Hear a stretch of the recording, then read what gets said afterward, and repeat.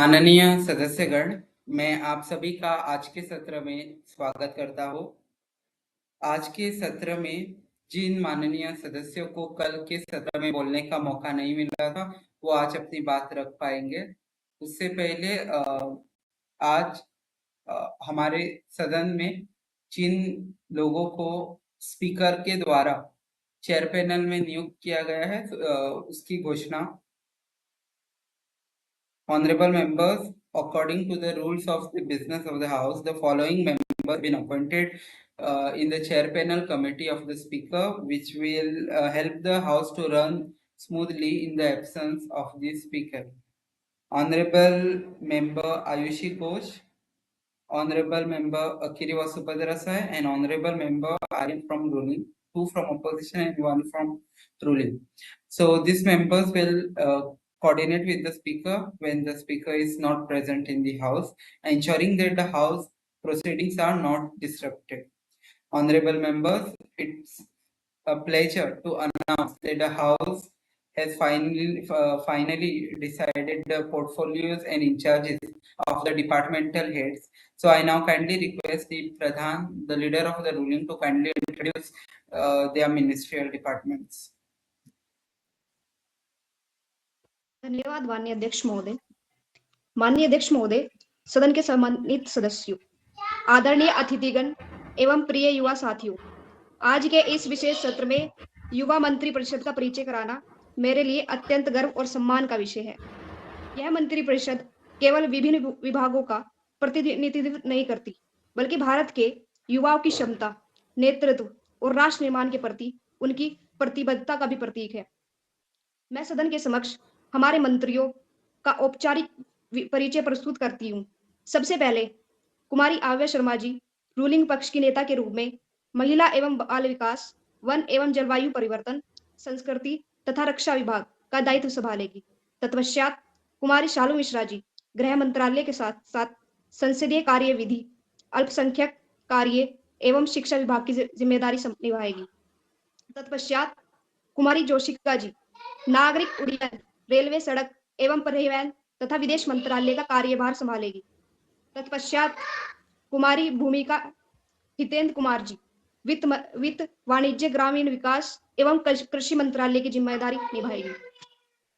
तत्पश्चात श्री विदित गोयल जी खेल एवं युवा कार्य तथा सूचना एवं प्रौद्योगिकी विभाग का नेतृत्व करेंगे। तत्पश्चात कुमारी वृंदा बरैया जी जल संसाधन एवं स्वास्थ्य विभाग का दायित्व संभालेगी। माननीय सदस्यों, मुझे पूर्ण विश्वास कि यह युवा मंत्री परिषद अपने कर्तव्यों का निर्वहन गंभीरता, अनुशासन एवं लोकतांत्रिक मूल्यों के अनुरूप करेगी तथा राष्ट्र हित को सर्वोपरि रखते हुए सार्थक चर्चा एवं नीति विश्लेषण प्रस्तुत करेगी। इसी आशा और विश्वास के साथ मैं इस युवा मंत्री परिषद का सदन में स्वागत करती हूँ और सभी सदस्यों को सफल कार्यालय हेतु शुभकामनाएं देती हूँ। धन्यवाद। जय हिंद, जय भारत। धन्यवाद माननीय सदस्य। सदन की कार्यवाही को अब हम आगे बढ़ाएंगे। आज की चर्चा की शुरुआत करते हैं। मैं आग्रह करता हूं कि माननीय सदस्य भूमिका इस चर्चा की शुरुआत करें। Thank you, Speaker Sir, for letting me out. Today, I am very happy and very delighted that today all the respected members, we have continued this session on the India, a roadmap for the Bharat 2047. Today, I raise my speech on two pillars that ultimately decide whether India will grow or truly become a Viksit Bharat or not, which is education and law and order, which is legal system. Education नाम सुन के ही हमारे दिमाग में unemployment आ जाएगा, फिर आ जाएगी PhD degree. The peoples with PhD degree and unemployed. That is an issue. We understand and we accept that things. But no nation in history has become a developed without investing deeply in a knowledge with the economic technology progress. सब कुछ हो सकता है. But on education and the rule of law can build a citizen and empower our nation. Honorable Member and Speaker Sir, India today has one of the world's largest youth population. By 2047, this demography advantage can either become our greatest strength और our greatest challenge. That is a big question mark. क्योंकि बार बार ये सवाल आ रहा है कि हम unemployment को क्यों टैकल नहीं कर रहे. So it can be a strength or challenge. इन दोनों में से कुछ एक हो सकता है. Therefore, the government vision is very clear. Education must move beyond the root learning in the classroom, just having the theory and textbook knowledge, usse upar become a system that create a thinker, research with ethical professional ethics to follow in respect professional in the field, and become the responsible citizen to empower your education. The implementation of our national education policy 2020 is a transformative step in this direction. Multidisciplinary learning, vocational training, digital assess, research, religious language, and skill-based education has given the India gross enrollment ratio in higher education has increased by 28%, which one of the research paper, which is known as, I would like to share that All India Survey on the Higher Education has given this research work ratio has been given. So, but Bharat 2047 demands more than the enrollment number of this, because it demand the equality, global, competitive, which is going out. We all have to accept and we all have to learn that. We must ensure that every child, wherever in a rural or urban area, that does not matter, but the equality in the participation of digital education infrastructure, AI, which is a core problem also and developing, which the country wise is adapting, and India is also growing on that part. We must accept that. On other side, which is important pillar, is our legal and judiciary system. We have came across that India is having hefty number of pending cases, but we have made that fast track court pattern manual that can give the flexibility to reduce this number in a form of our new laws, our new criminal laws, which is Bharatiya Nyay Sahita, Bharatiya Nagrik Suraksha Sahita, and Bharatiya Shashakt Adhiniyam, with role models of various punishment, method of punishment from 18s to the 20s. We have come up with a new institutional coordination, virtual hearing, filing method, e-filing method. Recently, Sikkim has become the first Honorable member, state. please keep your speech short. Yes, sir. Yes. So today I will just like to add two line and end my speech that we are growing in a GDP figure, but we also know and understand the education is not just a degree base. It must be education must be innovative, research creative, and mindset must be legal justice is been delivered as our constitution rightly say. Jai Hind, Jai Bharat. Thank you everyone. धन्यवाद माननीय सदस्य. Point of orders, honorable leader of opposition. धन्यवाद अध्यक्ष महोदय. अभी ruling के member ने अपनी बात रखी. उन्होंने जो भी गवर्नमेंट में कमियां हैं, फ्लॉज अपने, उन्होंने ये तो है कि उन्होंने एक्सेप्ट किया और उन्होंने ये भी बताया कि हमने ये किया है उनको चैलेंज को टैकल करने के लिए. बट उसमें से उन्होंने एक बात की, एथिकल एजुकेशन की. जो एथिकल एजुकेशन डेवलप की जा रही है, उनसे थिंकर्स निकल के आ रहे हैं, बड़े बड़े फिलोसोफर्स निकल के आ रहे हैं. बट आप मुझे बताइए 21st सेंचुरी में क्या ethical education is only enough? क्या कंपटीशन को टैकल करने के लिए सिर्फ एथिकल एजुकेशन ही इनफ है? वी कैन नॉट डिनाई कि एथिकल एजुकेशन इंपॉर्टेंट नहीं है.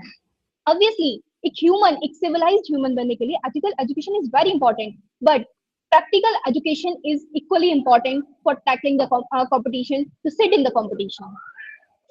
धन्यवाद. Honorable member, please short में रखें. Conclude करिए.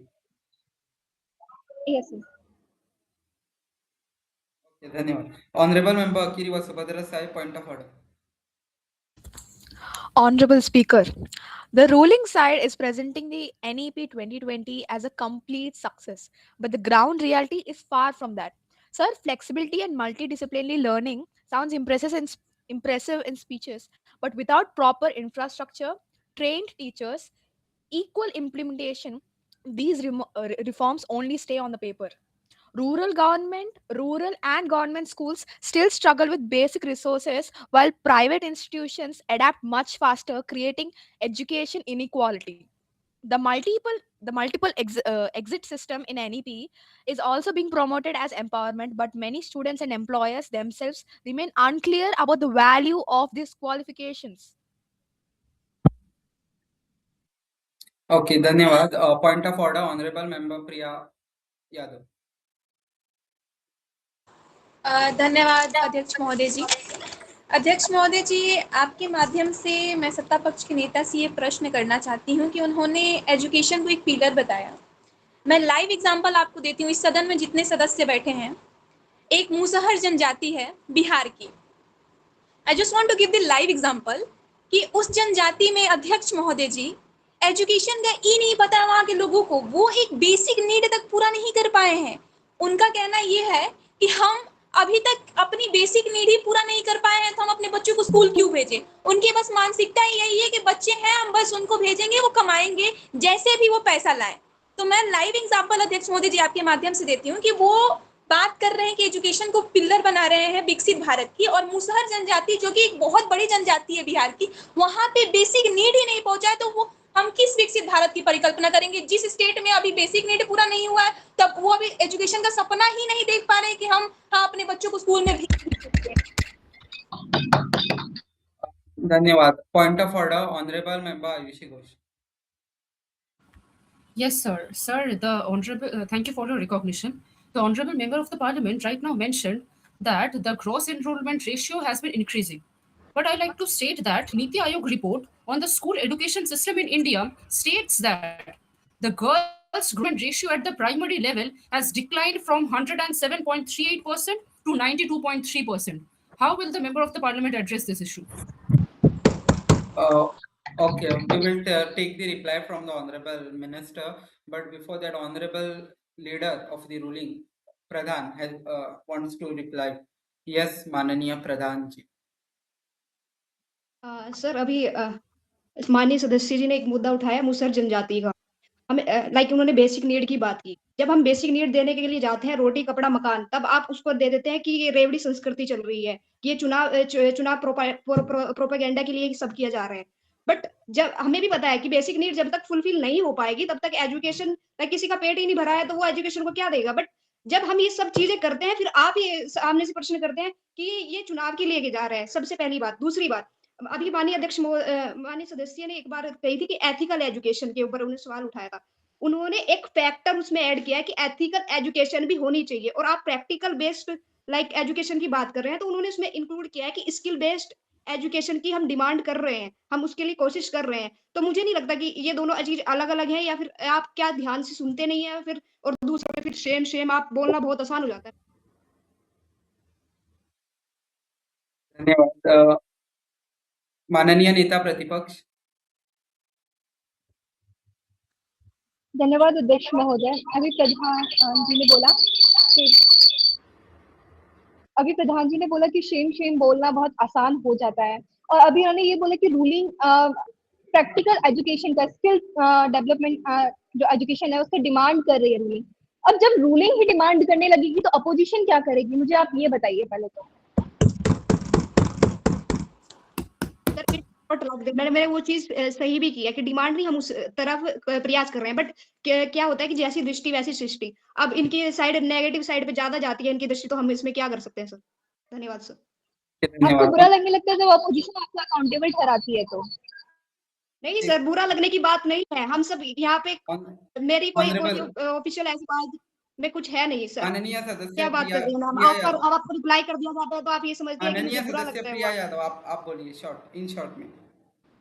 धन्यवाद अध्यक्ष महोदय जी। अध्यक्ष महोदय जी, प्रधान जी ने मुसहर जनजाति को मेंशन किया, उन्होंने ये भी बोला है कि जब हम पूरा करने जाते हैं तो विपक्ष कहता है कि चुनाव आया इसलिए कर रहे हैं।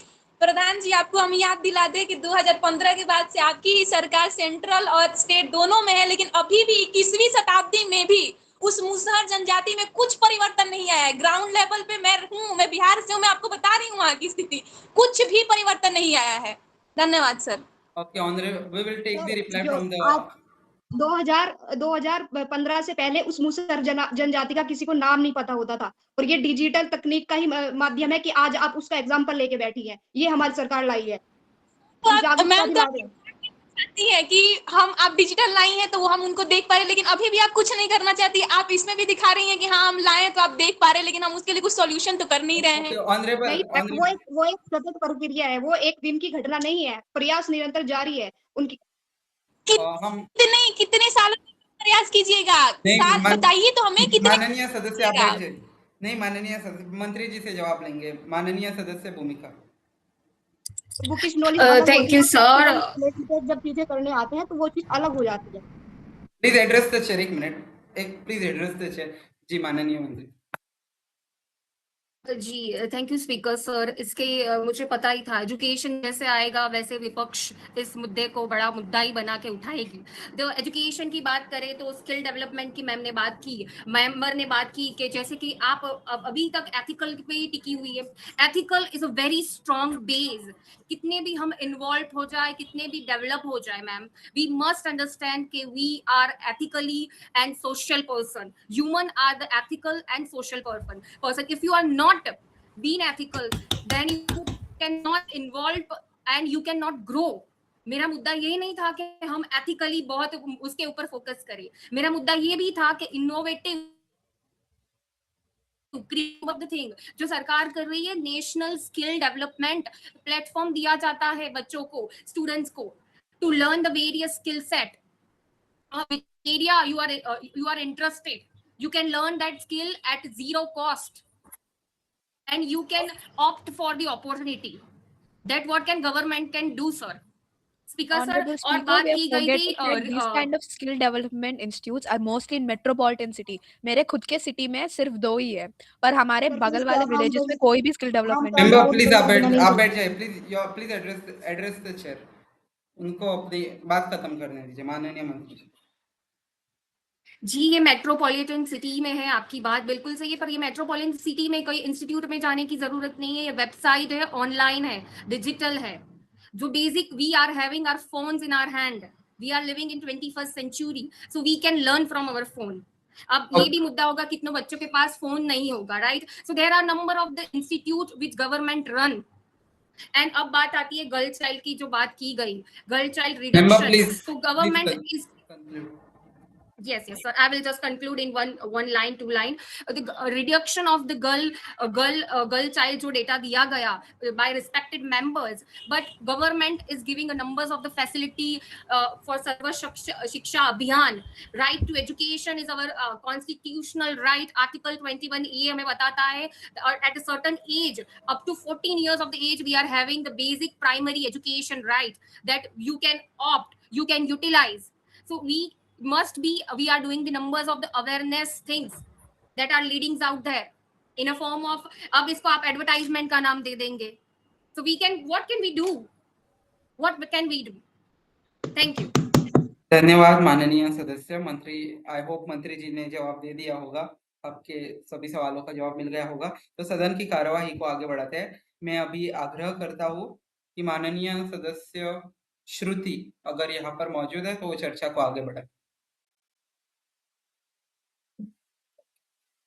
अभी मैं आग्रह करता हूँ कि माननीय सदस्य आयुषी घोष इस चर्चा को आगे बढ़ाए। Thank you, Speaker, sir. Thank you for your recognition. Sir, I would like to address, a nation is not judged by the height of its highways, but by the dignity of people walking on them. Honorable Speaker, sir, and the respected members of the House, today the ruling government speaks endlessly about India 2047 Vikshit Bharat, a dream of a developed India by the centenary of our independence. They promise a $30 trillion economy, world-class infrastructure, digital governance, bullet trains, AI innovations, and whatnot. But I rise today not to oppose the dreams. I rise to question the distance between slogans and the suffering of ordinary Indians. Yes, highways are being built. Airports are increasing. Digital payments have expanded. India has become a global voice in technology and diplomacy. Welfares have reached many homes. These developments cannot be denied. But the real question lies in who is truly experiencing this Vikshit Bharat. The government says India must maintain nearly 8% growth for 2 decades to achieve developed nation status by 2047. Even the economic survey admits that India needs massive employment generation, educational reforms, and manufacturing expansion to reach this target. Yet today, millions of educated youth carry degrees but not jobs. A student from Kolkata spends years preparing for competitive exam while the vacancies remains delayed. A farmer in Punjab struggles under debt despite promises of doubled income. A migrant worker in Bihar still boards overcrowded trains, searching for survival in cities. In this case, I'd like to state that on 9th May, the stated that Manrega coverage and the work days fell sharply in 2025 to 2026. A middle class family in Bengaluru fears one medical emergency because health costs continue to rise. Is this the lived reality of a developed nation? A government proudly talks about digital India, but villages in Sundarbans, many students struggle under low internet bandwidth. Government schools lack teachers, hospitals lack doctors, prices of LPG cylinders, vegetables, medicines, fuels continue to burden households. Honorable Speaker, sir, development cannot mean expressways for the rich while the common citizens walk through unemployment, inflation, and anxiety. The former Finance Minister P. Chidambaram even called the current roadmap a pipe dream at existing growth rate, arguing that promises without measurable accountability remains hollow. And citizens themselves begin to question. Public discussions increasingly criticize the shift of development deadlines further into future, from Achhe Din to 5 trillion economy, and now to 2047. Many ask, where are the transparent scorecards? Where are the yearly progress reports? The government says poverty is reducing, yet inequality continue to rise. Luxurious skyscrapers rise beside slums. Oh, how can one forget the Namaste Trump wall hiding slums in Ahmedabad in the year 2020? Billionaires become wealthier while gig workers continue to search for job security. The government says Atmanirbhar Bharat, but the small business continue to suffer from the inconsistent policies, rising GST burdens, and lack of affordable credit.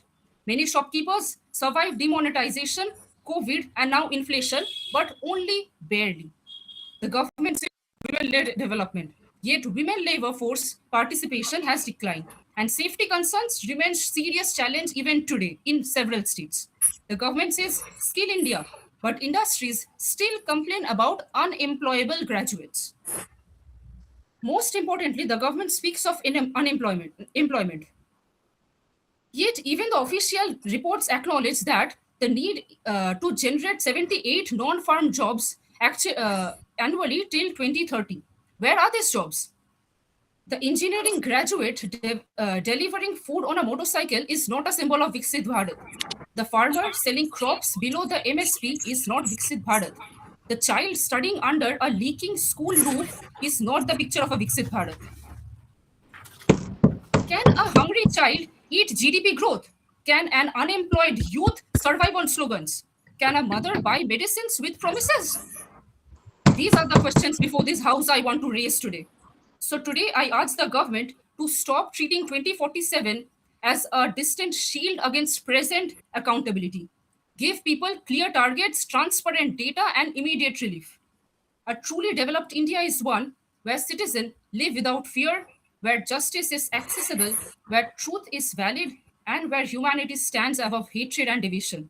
As we remember Gurudev Rabindranath Tagore on his 165th birth anniversary, I wish to conclude with his immortal words from the Gitanjali. চিত্ত যেথা ভয় শূন্য উচ্চ যেথা শির জ্ঞান যেথা মুক্ত যেথা গৃহের প্রাচীর আপন প্রাঙ্গণ তলে দিবস সর্বরি বসুধারে রাখে নাই খণ্ড ক্ষুদ্র করি ভারতের সেই স্বর্গে করো জাগৃত where the mind is without fear and the head is held high, where the knowledge is free, where the world has not been broken into fragments by narrow domestic walls. Into that heaven of freedom, my father, let my country awake. Because the people of India do not live in 2047. They live in today's crisis, they live in today's unemployment, they live in today's struggles, and they live in today's reality. Until every Indian feels development in their daily life, Vikshit Bharat will remain not a destination achieved, Member, but please only a conclude. promise waiting Please to be fulfilled. Thank you, sir. Namaskar. Jai Hind, Jai Bharat. point of order, माननीय मंत्री जी चालू मिश्रा जी.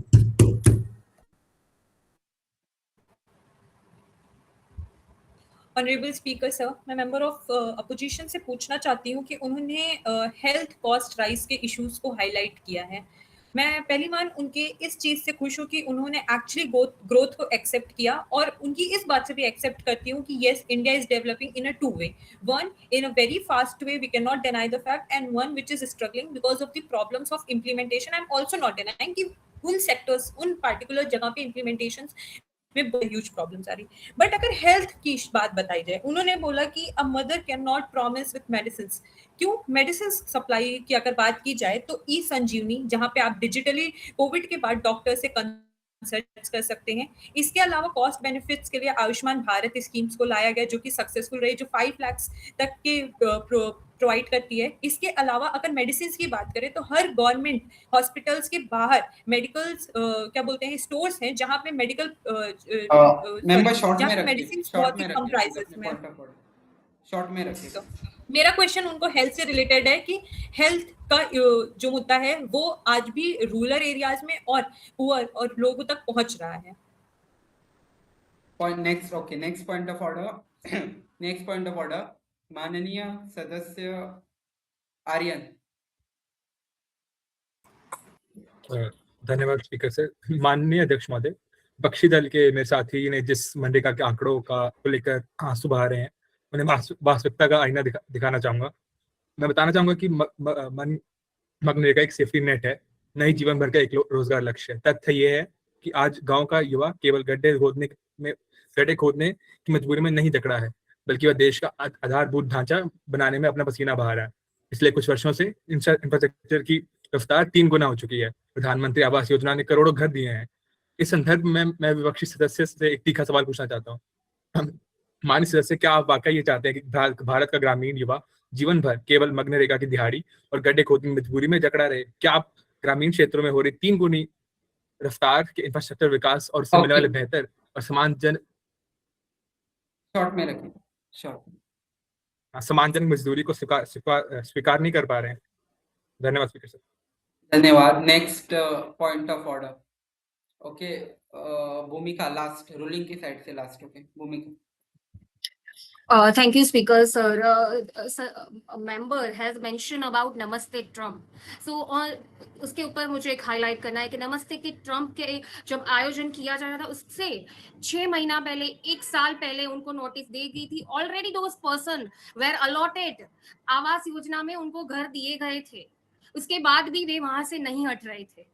इसीलिए आप वो नमस्ते Trump को criticise करके इस सिचुएशन को ये ना बताए कि हम किसी का शेल्टर ले रहे हैं, किसी की बेसिक नेसेसिटी ले रहे हैं।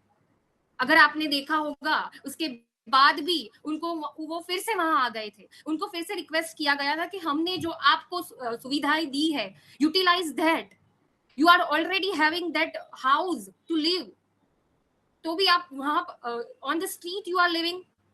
Why you are creating that problem for the government? और फिर गवर्नमेंट को क्रिटिसाइज किया जा रहा है कि नमस्ते ट्रम्प किया गया, किसी का अधिकार छीना गया। जी नहीं, हमने किसी का अधिकार छीना नहीं है। धन्यवाद. Okay, honourable member Noel, 15 seconds. धन्यवाद अध्यक्ष महोदय जी। इन्होंने बहुत कुछ बोला कि ग्रामीण में 3 गुना विकास हो रहा है, इतना विकास हो रहा है, उतना विकास हो रहा है, घर दिया जा रहा है। आप एक गरीब को आवास योजना द्वारा घर देते हो, एक अच्छा घर देते हो, लेकिन क्या वो घर बनने के बाद उसके एक्सपेंस अफोर्ड कर पाएगा? वो क्या आपने कभी सोचा है? एक गरीब क्यों रिजेक्ट करता है घर? क्योंकि आप एक बड़ा फ्लैट उसको देंगे, बड़ा अपार्टमेंट उसको देंगे, उसका फिर इलेक्ट्रिसिटी बिल इतना आएगा कि वो भर नहीं पाएगा। ऐसा आपका योजना है, तो कहां से, क्यों एक्सेप्ट करे गरीब? और आप बोलते हो नहीं मानिए, देखिए एक मिनट, ये बोलते हैं कि लोग इनको क्रिटिसाइज ना करें। क्यों क्रिटिसाइज ना करें? ये बहुत शर्म की बात है। ये खुलेआम बोल रहे हैं कि, और ये पता नहीं कहां से, मुझे माननीय अध्यक्ष महोदय जी, मुझे डेटा चाहिए कि ये बोल रहे हैं 3 गुना ग्रामीण में जो मैं भूल गया वो किसने बोला, लेकिन 3 गुना जो विकास का बोला ना ग्रामीण भाग में, मुझे वो डेटा चाहिए। पॉइंट ऑफ इंफॉर्मेशन उठाइए अगर डेटा चाहिए तो। हाँ, मैंने वही point of information. Okay, honourable member से जवाब लेंगे। आयुषी एक मिनट, आपने किस मेंबर पे क्वेश्चन उठाया ये? कौन सा Yes. मेंबर? आपने आयुषी घोष पे सवाल उठाया?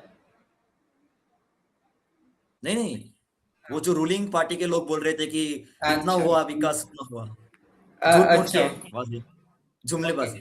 Okay, last statement Ayushi Ghosh, क्योंकि आपके इस पे थे पूरे सवाल, so please short statement. Yes, sir. Sir, the first minister asked me that healthcare facilities have been provided. Sir, firstly, my point was that can a mother buy medicines with promises? So the thing is, the recent budget, which has been discussed, so we have noted that various life-saving medicines, the prices have been increased, and I am telling this from my own experience. My father suffers from cancer, so I know that the prices of several medicines have risen. Okay, धन्यवाद माननीय सदस्य. सदन की कार्यवाही को हम आगे बढ़ाएंगे. मैं अभी आग्रह करता हूँ कि माननीय सदस्य रिया सिंह इस चर्चा को आगे बढ़ाएं. Yes, sir.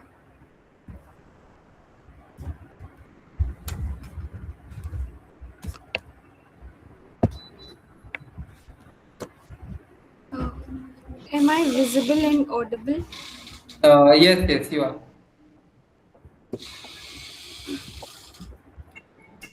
We are proud that we carry the blood of the 40 crore people who had uprooted the colonial rule from India. Today, we are 140 crore people, and if we resolve and move together in one direction, then we can become Viksit Bharat by 2047. Honorable Speaker, sir, these words by our Prime Minister are not just a vision, they are a national resolve. And under our leadership, we have already laid a strong foundation for this resolve. Sir, a Viksit Bharat cannot be built on creaky roads and congested railways. And that is why, under our leadership, highway construction is taking place at nearly 3 times the earlier pace. According to the Economic Survey of 2025, railway network creation is taking place at nearly 5 times the pace of the previous government. At the same time, India has crossed 51% non-fossil fuel power capacity and emerged as a global leader in renewable energy and solar power due to the Uday scheme. Secondly, no nation can become developed if its women are left behind. The vision of Viksit Bharat is based on women-led empowerment and not merely women-centric empowerment. Through initiatives like Beti Bachao, Beti Padhao, the government has promoted the value of the girl child and encouraged female education across the country. More than 4.3 crore Sukanya Samriddhi Yojana accounts have been opened to secure the financial future of daughters. Women's safety and participation are also being strengthened through measures like 33% reservation in police forces. Our government has also shown the courage to undertake long pending economic reforms that previous governments avoided for decades. For example, the GST reform that had waited for 2 decades was executed during our time in 2017. Sir, we are no longer dreaming about a bright future. We are building that bright future today. So let us come together and resolve with full determination that in 2047, when the world looks at India, it will not see a developing country, but a developed nation. Thank you so much. धन्यवाद. Point of order, माननीय नेता प्रतिपक्ष भारती जाड़न जी, short में रखिएगा. धन्यवाद अध्यक्ष महोदय. अभी ऑनरेबल मेंबर ने रोड इंफ्रास्ट्रक्चर की बात कही. आपने लंबे लंबे रोड्स बना दिए, बहुत रेलवे नेटवर्क बनाया है. Could you please repeat yourself? किस चीज की बात की?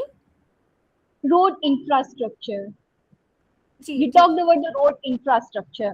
आपने कनेक्टिविटी बनाई है रोड इंफ्रास्ट्रक्चर की, बहुत लंबे लंबे रोड्स बना दिए, बट रियलिटी हम ही को पता है कि कुछ महीने बाद ही वो रोड जो है वो दोबारा से बनाने रिकंस्ट्रक्ट किए जाते हैं।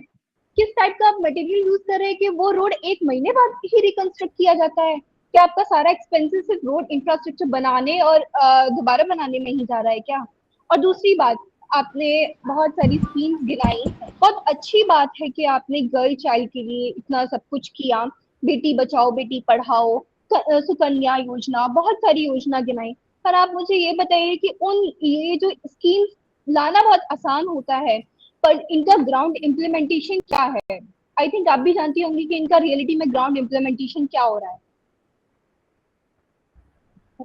नहीं, असल में मैं नहीं जानती हूँ। प्लीज आप मुझे बताइए कि आपको क्या लग रहा है कि आपको ऐसा क्यों लग रहा है कि ग्राउंड इम्प्लीमेंटेशन नहीं है?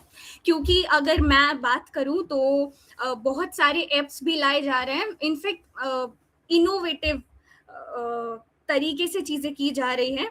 जैसे I will give you the example of this particular app जो दिल्ली में लाया गया है इमरजेंसी सिचुएशंस में यूज करने के लिए, हिम्मत सेफ्टी ऐप।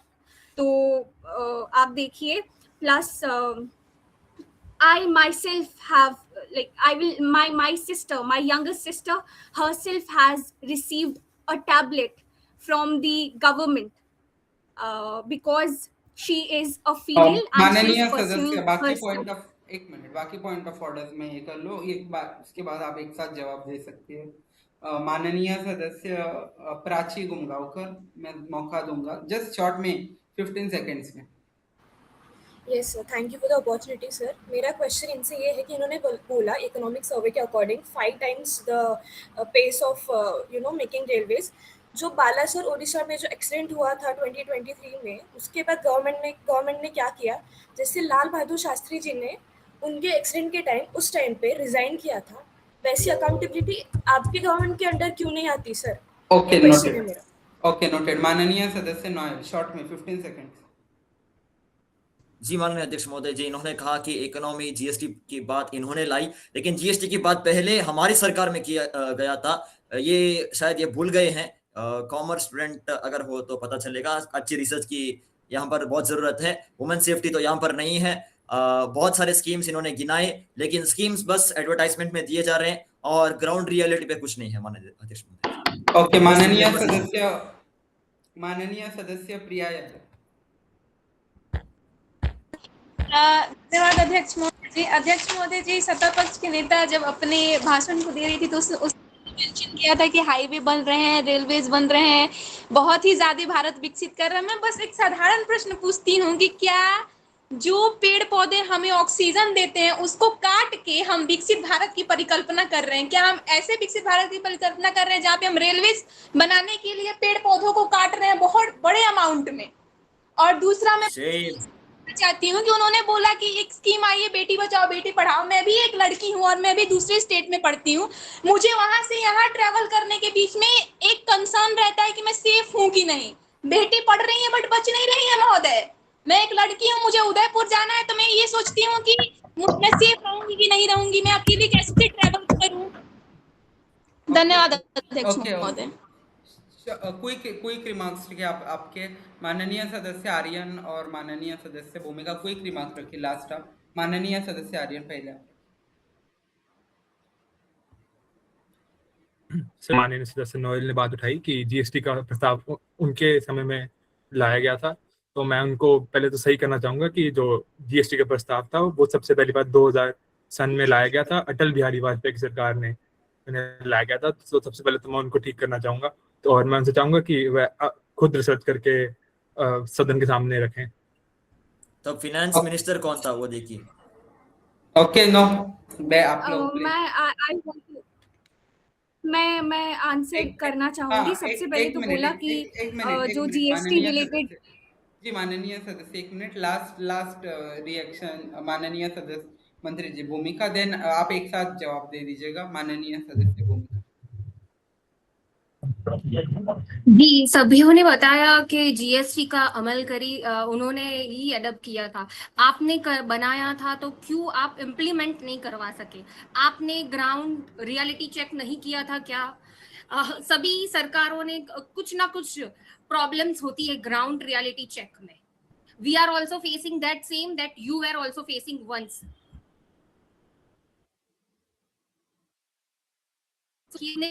भले बनाई थी पर इम्प्लीमेंटेशन करवाने में हमारा कुछ बड़ा योगदान तो जरूर रहा होगा सर.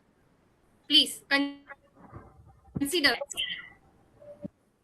ओके, सर धन्यवाद. Can I reply sir? No, एक मिनट. माननीय सदस्य रिया Yes, सिंह, आप सबके जवाब दे दीजिए, समय का अभाव है. So please. Am I audible? Yes, you are audible. Okay so सबसे पहले तो जो जीएसटी रिफॉर्म्स का बात किया ऑनरेबल मेंबर ने कहा कि आई सेड कि रिफॉर्म्स हम लाइक इंट्रोडक्शन हमारे टाइम पर हुआ है. I did not say that. मैंने बहुत एक्सप्लिसिटली मेंशन्ड कि पेंडिंग था जीएसटी वाला जो ये जो टैक्सेशन सिस्टम था, it was pending, it was not being implemented और हमारे टाइम पर इम्प्लीमेंट हुआ है. आई नेवर सेड कि हमारे टाइम पर इंट्रोड्यूस किया गया है. सो मेरा रिसर्च वीक नहीं है. आपका I think you should have paid more attention. Then somebody said कि मैं भी एक फीमेल हूँ और सेफ्टी का कंसर्न. तो तो आई डू नॉट नो कि आपको ऐसा क्यों लगता है कि हम लोग उस इशू पर ध्यान नहीं दे रहे हैं. We are focusing on that. India is a vast country, it's a huge country. तो इनफैक्ट बहुत सारे कंट्रीज का पॉपुलेशन मिला करके भी इंडिया का पॉपुलेशन उससे ज्यादा होता है. So we are definitely working on that. Rome was not built overnight, तो एक दिन में चीजें नहीं होती हैं. देन यू ऑल्सो सेड कि पेड़ों को काट करके और रेलवे कंस्ट्रक्शन वगैरह किया जा रहा है. So look, this is not something जो केस में हो रहा है. और एक और चीज है कि हमारी गवर्नमेंट ट्राई कर रही है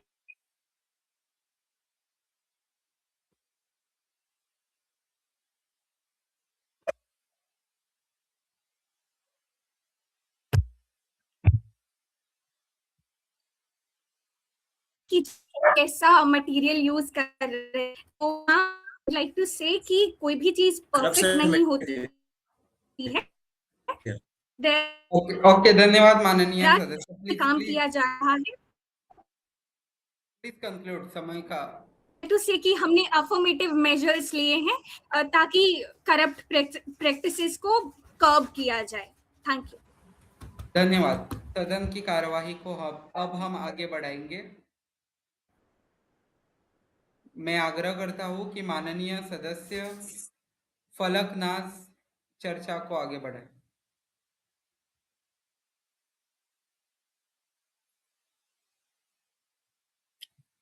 माननीय सदस्य Falaknaz.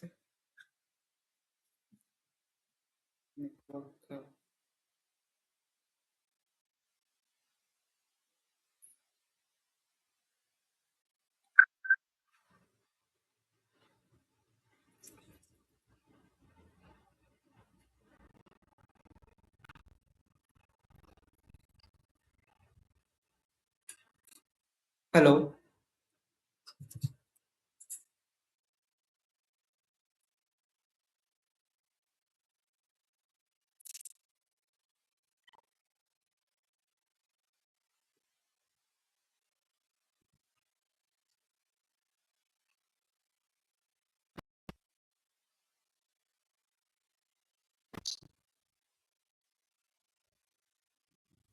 Hello. Hello. Hello. Hello. Hello. Hello.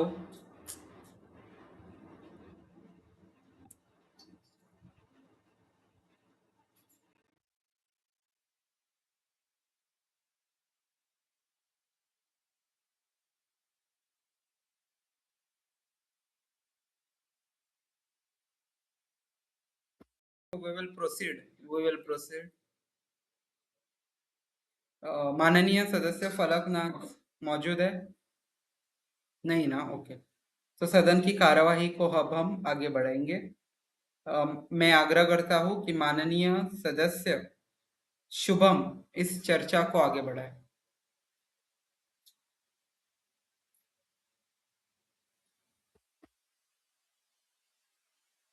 माननीय सदस्य शुभम।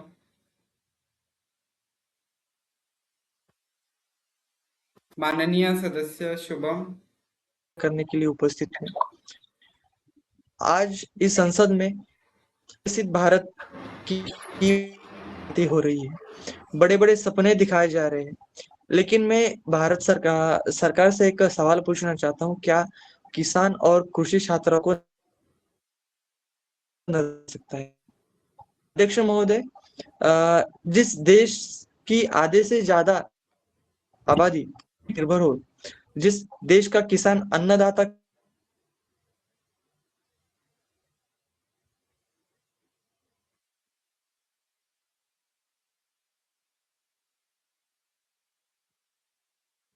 कहलाता हो, तो नई से निकाली है कृषि मित्र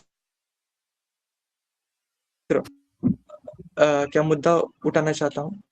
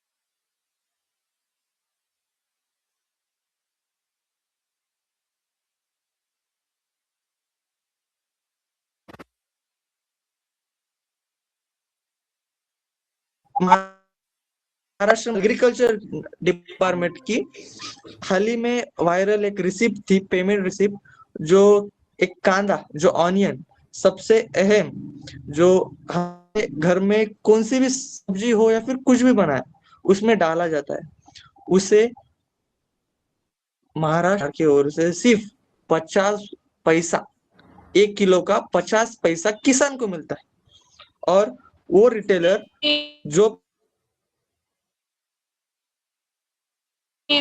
मतलब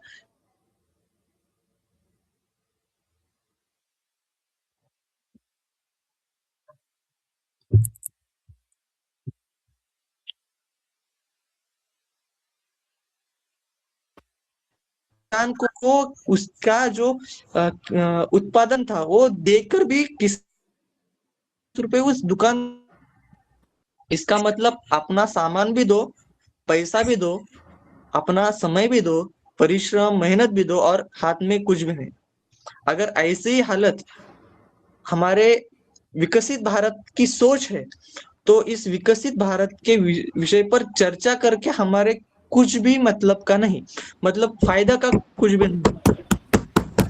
बहुत सालों से किसान की जो अड़चने हैं वो स्पष्ट रूप से दिखाई जा रही है, लेकिन अभी की जो गवर्नमेंट है वो उस पर कुछ भी क्या एक सॉल्यूशन अच्छा नहीं निकल रहा।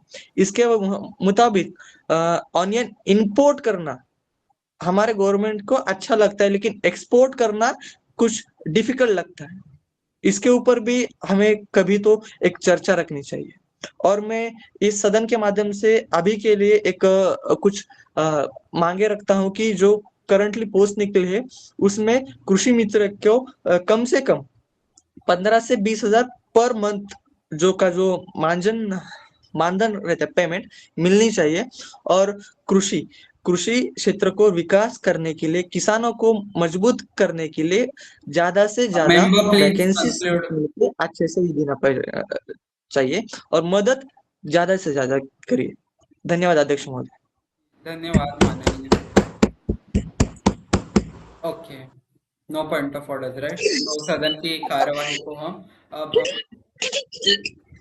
माननीय सदस्य प्लीज माइक म्यूट। ठीक है, तो अब मैं आग्रह करता हूँ कि माननीय सदस्य, माननीय नेता प्रतिपक्ष अपनी बात सदन के समक्ष रखें।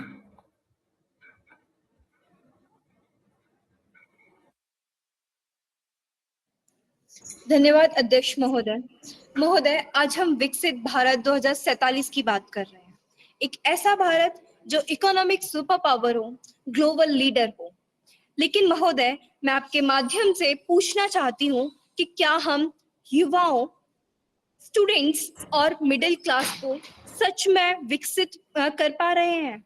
महोदय, अपोजिशन का कर्तव्य ये होता है प्रश्न पूछना, और मेरा प्रश्न है, क्या जो ग्रोथ मॉडल हम फॉलो कर रहे हैं वही हमें विकसित बनाएगा? मैं पूछना चाहती हूँ रूलिंग से, क्या वही हमें विकसित बनाएगा? महोदय, आज हम जीडीपी ग्रोथ की बात करते हैं, जैसे इंफ्रास्ट्रक्चर का expansion, digital economy, startup ecosystem सब हाईलाइट किया जाता है महोदय। लेकिन क्या सरकार ने ग्राउंड रियलिटी को हाईलाइट किया है कभी? क्या सरकार ने ग्राउंड रियलिटी को हाईलाइट करके रियल प्रॉब्लम पर वर्क किया है? मैं बताती हूँ what is the ground reality. That sir, GDP growth आज भी यूथ अनएम्प्लॉयमेंट 15 से 20% के आसपास है। ये मैं नहीं, रिपोर्ट कहती है। और महोदय, एजुकेटेड अनएम्प्लॉयमेंट का नंबर तो उससे भी कहीं ज्यादा है। महोदय, मतलब जीडीपी बढ़ रही है लेकिन जॉब्स उतनी ही हैं आज भी। तो ये कैसा जीडीपी ग्रोथ है कि यूथ को, उस कंट्री के यूथ को जॉब ही नहीं मिल पा रही? महोदय, जॉबलेस ग्रोथ का विकास नहीं कहा जा सकता। वी नो गवर्नमेंट बहुत सारी स्कीम्स ला रही है, जैसे स्कीम्स की और हमको स्कीम्स की संख्या नहीं चाहिए, उनके मेजरेबल आउटकम्स चाहिए हमें।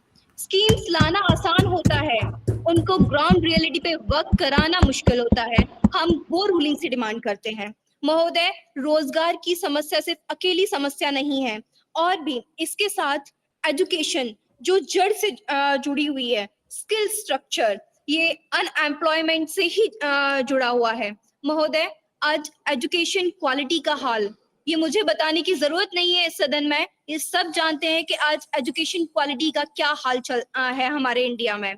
पर फिर भी मैं रूलिंग को रियलिटी चेक देना चाहूंगी कि एनईपी पॉलिसी 2020, बेटी बचाओ बेटी पढ़ाओ और न जाने इतनी स्कीम्स आई गई, पर एजुकेशन का स्तर आज वही की वही है कि मैं देखती हूँ कि क्लास फिफ्थ ग्रेड का स्टूडेंट आज भी क्लास सेकंड ग्रेड का टेक्स्ट फ्लुएंटली नहीं पढ़ सकता।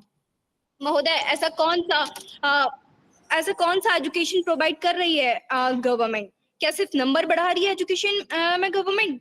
और महोदय, ये तो प्राइमरी एजुकेशन की बात रही। अगर हायर एजुकेशन की भी बात करूं मैं, तो डिग्री होल्डर्स बढ़ रहे हैं, पर इंडस्ट्री रेडी स्किल्स अभी भी लिमिटेड है। इसीलिए सवाल ये नहीं कि कितने ग्रेजुएट्स निकले, सवाल ये है कि कितने ग्रेजुएट्स जॉब रेडी निकले। महोदय, विकसित भारत का सिर्फ डिग्री होल्डर्स नहीं, स्किल्ड प्रॉब्लम सॉल्वर्स चाहिए महोदय। और जब स्किल्स मिसमैच होंगी तो ऑफ कोर्स सी बात है कि इंस्टेबिलिटी बढ़ेगी, इनकम इंस्टेबिलिटी ही होगी महोदय। और यही इंस्टेबिलिटी का प्रेशर उस मिडिल क्लास को झेलना पड़ता है। वो मिडिल क्लास महसूस करती है अपने फूड में, अपने फ्यूल प्राइसेस में, उन पे इनका डायरेक्ट प्रेशर पड़ता है। महोदय, विकसित भारत का मतलब सिर्फ रिच भारत बना देना नहीं है, सबको साथ लेके विकास करना होता है।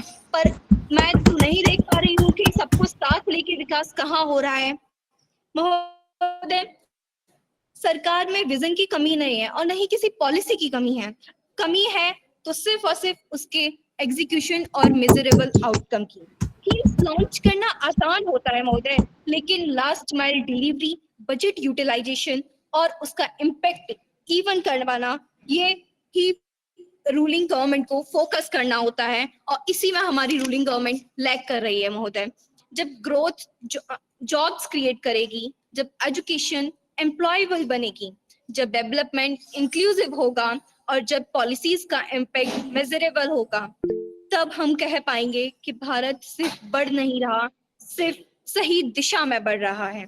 महोदय, अपोजिशन सरकार का विरोध नहीं करती, अपोजिशन उन फ्लॉज, सरकार के उन फ्लॉज का विरोध करती है। आई रिपीट, अपोजिशन सरकार के उन फ्लॉज का विरोध करती है जो उन सपनों को कमजोर कर सकते हैं। धन्यवाद अध्यक्ष। धन्यवाद। पॉइंट ऑफ ऑर्डर, माननीय सदस्य, माननीय प्रधान जी, अव्याशम। धन्यवाद सर। सर, अभी माननीय सदस्य ने बात रखी कि बेरोजगारी दर बढ़ रही है, तो मुझे जानना है कि कहाँ बढ़ रही है। मुझे भी तो दिखाओ। मैंने जो पढ़ा है, आई थिंक आपके समय में 6% थी और अब 3% है। बेरोजगारी दर घट रही है। पॉपुलेशन भी तो बढ़ रहा है मैडम। एक मिनट, पॉइंट ऑफ ऑर्डर जिन्होंने उठाया है पहले उनको मौका देते हैं। लाई गई है, आप टेंशन क्यों ले रहे हैं? आपका जवाब भी दिया जाएगा। एक बार मैम को आंसर देने दीजिए। Sir, can I answer? ये एक मिनट, और कोई पॉइंट ऑफ ऑर्डर नहीं है ना? ठीक है, आंसर। धन्यवाद अध्यक्ष महोदय। अभी प्रधान जी ने बोला कि उनको बेरोजगारी नहीं बढ़ रही है, तो आप ग्राउंड रियलिटी पे जाकर देखिए, अपनी कुर्सी छोड़कर ग्राउंड रियलिटी पे जाकर देखिए कि कितनी बेरोजगारी बढ़ रही है। और आपने हमारे समय की बात की, आप सरकार में क्यों हैं? आप मुझे बताइए, आप सरकार में क्यों है? क्या हमारे अपोजिशन के फ्लॉज गिलाने के लिए? Shem Shem.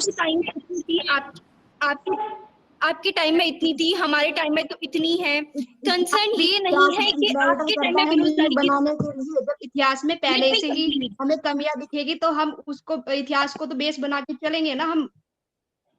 आप कैसे कह सकते हैं? माननीय सदस्य भूमिका, पॉइंट ऑफ, आप अपनी बात रखें। जी sir, thank you speaker sir. जो मेंबर ने बात उठाई, फिर से एजुकेशन को ला खड़ा कर दिया, फिर से अनएम्प्लॉयमेंट को ला खड़ा कर दिया, और आप बोल रहे पॉलिसी का इम्प्लीमेंटेशन, ग्राउंड रियलिटी चेक करिए। कौन सी ग्राउंड रियलिटी हम चेक करें? आप ही हमें वो रियलिटी ही बता दीजिए, वो कैसी ग्राउंड रियलिटी टेस्ट हम करें जिससे हम आपके ये मुद्दे को डील कर सके। आप ये प्रश्न का उत्तर दीजिए। ओके, लास्ट स्टेटमेंट में नेता प्रतिपक्ष, आपका last statement. Sir, I would say कि ऑनरेबल मेंबर ने मेरा स्पीच ध्यान से नहीं सुना है। जब मैंने बोला है कि ग्राउंड रियलिटी चेक देती हूँ, तो मैंने उसके बाद ये भी बोला था कि इन स्कीम्स का ग्राउंड रियलिटी चेक ये है एजुकेशन के मामले में कि आज भी 5th क्लास का बच्चा 2nd क्लास का टेक्स्ट नहीं पढ़ पा रहा है वो कंप्लीटली। तो ये कैसा, क्या है ये, और क्या ग्राउंड रियलिटी चेक चाहिए आपको? और आपकी जितनी भी स्कीम्स आई हैं, स्कीम से आपको शायद नहीं पता होगा, मेरी खुद की मदर गवर्नमेंट टीचर है, उनके स्कूल में निपुण स्कीम के तहत ये सब चीजें की जा रही है कि कौन स्कूल निपुण है, कौन नहीं। मेरी रिलेटिव गवर्नमेंट टीचर है, उनका गवर्नमेंट स्कूल ही बंद हो गया प्रधान जी। हमारे यहाँ 100 गवर्नमेंट स्कूल थे, 100 गवर्नमेंट स्कूल बंद हो गए। सेंट्रल गवर्नमेंट का फंड नहीं आ रहा। वो किसान बोल रहे हैं, उनके गरीब लोग बोल रहे हैं, आप लोग बोल रहे हैं कि स्कीम ग्राउंड रियलिटी चेक करो। ग्राउंड रियलिटी बात कर रहे हैं, अंबानी से बात करें, आपके बिजनेस पार्टनर से बात करें, आपके जो दोस्त हैं इनसे आप ग्राउंड रियलिटी ना कीजिए, जिनको आप 1 रुपए में जमीन बिकते, एकड़ में 1 रुपए में जमीन जो देते हो, इनसे ग्राउंड रियलिटी मत चेक कीजिए, ताकि उस गरीब किसान से पूछिए, ताकि उस गरीब से पूछिए, गरीब के साथ रहिए, देश के साथ रहिए, ना कि एप्स्टीन फाइल्स में रहिए। एक मिनट सर अभी स्टूडेंट्स की बात चल रही है, आप अपने आप की Sorry, it's very serious matter that they cannot अंतरराष्ट्रीय स्तर पर cite पहुंच certain जाता है। नहीं चलेगा। एक मिनट about the सदन things that one were minute, mentioned one by minute. respected member to our एक मिनट leader. सदन ऐसे नहीं चलेगा। Sir, एक you can मिनट, आप not लोग शांति वही ना अध्यक्ष महोदय जी, जी नहीं आप नहीं सदन बोल भी ऐसा नहीं सकते। चलेगा, देश भी ऐसा नहीं चलेगा, इनके भरोसे देश नहीं चलेगा, बिक जाएगा देश। आपने कौन सी क्या बात की आप प्लीज रिपीट करिए सदन में, तो सदन आपको उसका जवाब देगा। मंत्री जी एक मिनट, मंत्री जी आप बैठ जाइए, आप लोग भी बैठ जाइए, हंगामा मत मचाइए, सबको अपनी बात रखने का मौका मिलेगा। जी माननीय सदस्य आयुषी घोष। हाँ सर, राइट टू एजुकेशन के बात भी हो रहे थे, जो मतलब 2+8 तक एजुकेशन जो मस्ट है सर, उसके साथ आप लोगों ने नो रिटेंशन पॉलिसी भी लगाया है। इसके वजह से जो क्लास 4 का बच्चा है उसको तो 2 से 4 तक जाने में कोई हम रिटेन नहीं कर सकते, हम उन्हें फेल नहीं करवा सकते। तो अब जो बेसिक एजुकेशन उन्हें नहीं मिल रहा है, जिस वजह से वो 4 में जाने के बाद भी 2 के बुक्स नहीं पढ़ पा रहे, ये तो आपका फेलियर बना ना। ओके, धन्यवाद धन्यवाद माननीय सदस्य। लास्ट स्टेटमेंट नेता प्रतिपक्ष आपसे, फिर मैं सदन की कार्रवाई को आगे बढ़ाऊंगा। धन्यवाद अध्यक्ष महोदय। अध्यक्ष महोदय, मेरा ये कंसर्न है, मैंने रूलिंग को रियलिटी चेक दिया है, बट ये उनकी कमी है कि रूलिंग गवर्नमेंट अभी भी उस ग्राउंड रियलिटी को एक्सेप्ट नहीं कर रही है कि उनकी स्कीम सिर्फ और सिर्फ आप अभी पेपर पर ही है, उनका इम्प्लीमेंटेशन कुछ और ही है, उनका इम्प्लीमेंटेशन सही से नहीं हो रहा है। तो मेरा बोलना ये है कि गवर्नमेंट उन स्कीम्स पे वर्क करे, उनका इम्प्लीमेंटेशन चेक करे कि उनका इम्प्लीमेंटेशन सही हो रहा है कि नहीं, स्पेशली विदाउट करप्ट प्रैक्टिसेस। जो करप्ट प्रैक्टिसेस इन्वॉल्व होती हैं वो सबसे ज्यादा हैं, उन स्कीम्स का इम्प्लीमेंटेशन ही नहीं हो पाता है। तो गवर्नमेंट इसको एक्सेप्ट करे और इस पे वर्क करे। धन्यवाद माननीय नेता प्रतिपक्ष। सदन की कार्यवाही को आगे बढ़ाएंगे। अब मैं आग्रह करता हूं कि माननीय मंत्री जी आर्यन इस चर्चा को आगे बढ़ाएं। धन्यवाद अध्यक्ष महोदय। आज जब ये सदन विकसित भारत @2047 के महासंकल्प पर चर्चा कर रहा है, तो मुझे विपक्ष के अपने साथियों की बातें सुनकर पुरानी कहावत याद आ गई है, चिराग तले अंधेरा। कल से विपक्ष के मित्रों ने यहाँ निराशा का जो वातावरण बनाने की कोशिश की है, वह उनकी राजनीतिक कुंठा का परिचायक है। उन्हें प्रगति में बाधा और समाधान में समस्या नजर आती है। अध्यक्ष जी, मैं सत्ता पक्ष की ओर से सीना ठोक कर कहना चाहता हूँ कि 2047 का भारत किसी दल का एजेंडा नहीं, बल्कि 140 करोड़ भारतीयों के स्वाभिमान का पुनर्जागरण है। विपक्ष ने के कल कुछ मित्रों ने पीएचडी युवाओं को उदाहरण देकर भ्रम फैलाने की बहुत कोशिश करी। महोदय, सच तो यह है कि हमने युवाओं को केवल डिग्री नहीं बल्कि स्किल और स्वावलंबन वाला बनाया है।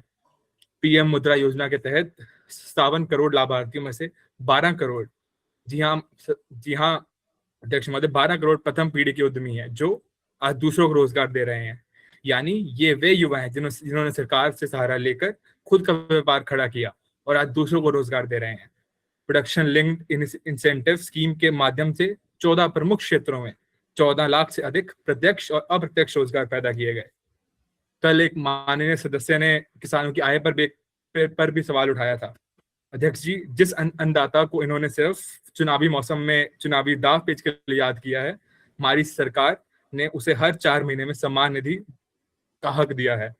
पीएम किसान की शुरुआत से लेकर अब तक 4 लाख करोड़ रुपए से अधिक की राशि बिचौलियों के बिना सीधा किसानों के खातों तक पहुंचाई गई है। रही बात एमएसपी की, तो 2013-14 में जो गेहूं की एमएसपी सिर्फ 1350 रुपए थी, उसको आज बढ़ाकर 2500 से ज्यादा कर दिया गया है। धान की एमएसपी भी 1300 से बढ़ाकर 2300 से ज्यादा करी जा चुकी है। ये अंतर है हमारी नीयत और आपके नारों का, फर्क है। कल विपक्ष के एक साथी ने थॉमसन रॉयटर्स के एक तथाकथित पोल का जिक्र किया जिसमें भारत की महिलाओं को असुरक्षित बताया गया। सबसे पहले तो मैं उसका भांडाफोड़ करना चाहूंगा।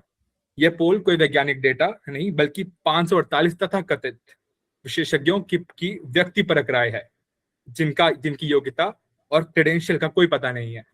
भारत एक पारदर्शी लोकतंत्र है जहां स्वतंत्र मीडिया और खुली चर्चा होती है, और शायद इसी खुलेपन का फायदा विदेशी संस्थाएं उठाकर और हमें कमजोर बताती हैं।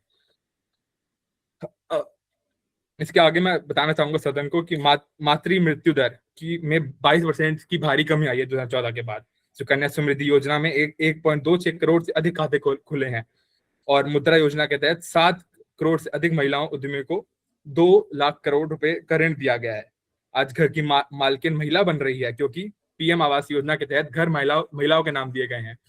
अध्यक्ष महोदय, कल मेरे कुछ साथी विपक्ष के मित्रों ने ईडी और सीबीआई का भी वो कह रहे थे कि एजेंसियों का दुरुपयोग हो रहा है। तो महोदय, मैं उनसे पूछना चाहता हूं, अगर नीयत साफ है तो जांच से कैसा डर? जिन्हें कल तक कट्टर ईमानदारी का सर्टिफिकेट खुद ही बांटने की बीमारी थी, आज उनके मंत्री जेल की सलाखों के पीछे सत्य में जयते नहीं जस्टिस चला रहे हैं। जांच एजेंसियां स्वतंत्र रूप से काम कर रही हैं। भ्रष्टाचार के खिलाफ हमारी नीति मैं आपको स्पष्ट कर दूं कि ना खाएंगे और ना खाने देंगे। अगर किसी के घर की दीवारों से नोटों की गड्डियां निकल रही हैं, तो क्या एजेंसियां उनके घर जाकर फूल बरसाएं? न्यायालयों से भी उनको राहत नहीं मिल रही है, क्योंकि सबूत चीख कर भ्रष्टाचार की गवाही दे रहे हैं। अध्यक्ष जी, 2014 से पहले ये देश में पॉलिसी पैरालिसिस का दौर था। फाइलें एक दूसरे से दूसरे दफ्तर तक पहुंचने में वर्षों लगा देती थी। 2014 तक रेलवे का विद्युतीकरण मात्र 6% के आसपास था, जो आज 100% इलेक्ट्रिफिकेशन के करीब है। वंदे भारत सी ट्रेनें आज भारत की इंजीनियरिंग सामर्थ्य का प्रतीक है। हवाई चप्पल वाले को हवाई जहाज में उठाने का सपना हमने सच किया है। 2014 के बाद लाई गई उड़ान स्कीम के तहत केवल जो 74 एयरपोर्ट थे, आज उनमें 157 से भी अधिक एयरपोर्ट ऑपरेशनल एयरपोर्ट हैं। माननीय अध्यक्ष महोदय, विपक्ष की स्थिति उस आउटडेटेड रडार की तरह हो गई है जिसे केवल खराब मौसम में दिखता है, उसे बदलता हुआ आसमान नजर नहीं आता। उनका डर है कि अगर भारत विकसित हो गया तो उनकी विभाजन की राजनीति की दुकान बंद हो जाएगी। उनके पास न नीयत है न नीति है, उनके पास बस विरोध की पुरानी सीढ़ी है जो हर सत्र में बजती रहती है। अध्यक्ष जी, ये वे लोग हैं जो चांद पर पहुंचते भारत को देखकर भी पूछते हैं वहां जाकर क्या होगा। Please conclude. हाँ, कंक्लूड। उन्हें डिजिटल इंडिया में भी स्कैम दिखता है, क्योंकि उनके समय में स्कैम ही एकमात्र सिस्टम था। राहें भी हम बनाएंगे, मंजिलें भी हम पाएंगे, तुम पत्थर फेंकोगे, हम उससे विकसित भारत का महल बनाएंगे। 2047 का संकल्प अटूट है। भारत बढ़ रहा है, भारत बढ़ेगा। जय हिंद, जय भारत। धन्यवाद माननीय सदस्य। पॉइंट ऑफ ऑर्डर्स, माननीय सदस्य नोएल। धन्यवाद अध्यक्ष महोदय जी। जो स्किल एजुकेशन का इन्होंने बात किया था, मैं एक एग्जांपल के साथ बात करना चाहता हूँ। इनका एक स्किल कोर्स है जो ये बीकॉम और बीबीए स्टूडेंट्स को पढ़ाते हैं और कई कोर्सों को भी पढ़ाते हैं। नेस्कॉम जो कोर्स है वो भेजा था, वो कंपल्शन किया था, लेकिन बहुत स्टूडेंट्स हैं, आप बोल रहे हैं स्किल हो गया है, स्किल डेवलपमेंट हो गया है, लेकिन स्टूडेंट्स क्या करते हैं, ऐसा दबाते हैं, स्किप दबाते हैं। स्किप दबाने से कहाँ स्किल आ गई? आप स्किल की बात करते हैं और बस यूट्यूब का वीडियो दिखाते हैं अपने जो है एक्सपर्ट्स को, वो वीडियो के फॉर्मेट हम यूट्यूब पे देख सकते हैं, इसकी क्या जरूरत? और एक बात आपने की कि उड़ान स्कीम से कई आपने एयरपोर्ट बनाए हैं, लेकिन अगर रियलिटी देखें तो मैं पूछना चाहता हूं आपसे, उस एयरपोर्ट जो आपने बनाए हैं, जो नया एयरपोर्ट बनाया है, उसमें परसों मेरी बहन ट्रैवल कर रही थी, ठीक है, उसमें रहने के लिए बहुत पैसा दे रहा है। दुबई से यहाँ पर आई, 8 घंटे रुकना पड़ा, एकोमोडेशन के लिए हैवी चार्जेस, उसके बाद उसको पानी चाहिए था पीने के लिए पानी नहीं था अध्यक्ष महोदय जी, अल्कोहल ओपन में बेच रहे थे। Airport is not a place to sell alcohol, basic necessity. Short में रखिए अध्यक्ष महोदय जी, पानी पूछने पे बोलते हैं हम पानी नहीं दे सकते हैं, लेकिन अल्कोहल पूछने पे अल्कोहल ओपन में बांट रहे हैं, ये क्या न्याय है? और जो आप एक लास्ट ईडी सीबीआई का इंडिपेंडेंट आपने बताया कि हम क्यों डरते हैं, आपने जो अगर रिपोर्ट देखा है, highest rates were made on the opposition leaders, क्यों करवाते हो? और कन्विक्शन रेट इज नियरली 1%। डर से पार्टी बदलते हैं और हम डरते नहीं, हम पार्टी नहीं बदलेंगे। आप क्या बात करते हो, किधर से डेटा लाते हो? गलत डेटा मत कोट कीजिए, देश की जनता को मत भड़काइए, ये गलत कर रहे हो आप। धन्यवाद माननीय सदस्य जी। माननीय सदस्य शबनम, आप बोलिए। Thank you sir. इन्होंने अभी कहा है कि भारत में लोगों को बोलने की खुली छूट दे दी। I want to tell them कि भारत में प्रेस का जो रैंक आया अभी 157th है। कोई भी अगर बोलने की कोशिश करता है, कुछ भी सच बोलता है, तो 5 दिन बाद उसकी लाश हमें मिलती है। Is this the freedom of speech I want to ask them? Shame. माननीय सदस्य Shame. प्राची, माननीय Shame, ruling shame. Hello sir, आवाज़ आ रही है? जी आ रही है, बोलिए। हाँ सर, मेरा इनसे ये क्वेश्चन है कि उन्होंने इतनी स्कीम्स वगैरह गिनवाई है, तो अब मुझे इनके एक स्कीम की बात करनी है, अग्निवीर स्कीम जो 2023 में आई थी। अब सबका सपना होता है कि इंडियन आर्मी में जाना। अब उन्होंने अगर कॉन्ट्रैक्ट बेसिस 4 साल के कॉन्ट्रैक्ट बेसिस पे सबको रिक्रूट करना शुरू कर दिए, तो 4 साल बाद 25% लोग तो उसी में रहेंगे, पर जो 75% लोग जो उसमें से बाहर निकलेंगे, उनको एम्प्लॉयमेंट के लिए क्या करना है सर? और सर ये लोग बात करते हैं कि उनको सपोर्ट करेंगे, स्पोर्ट्स पर्सन तक को सपोर्ट नहीं करते, इनकी सरकार स्पोर्ट्स पर्सन तक को सपोर्ट नहीं कर पाती है। तो ये अग्निवीर स्कीम में जो अग्निवीर है, उनको कैसे सपोर्ट करेंगे after the contract period of 4 years? I want the answer for that sir. Okay, धन्यवाद। माननीय सदस्य Shreya Singh.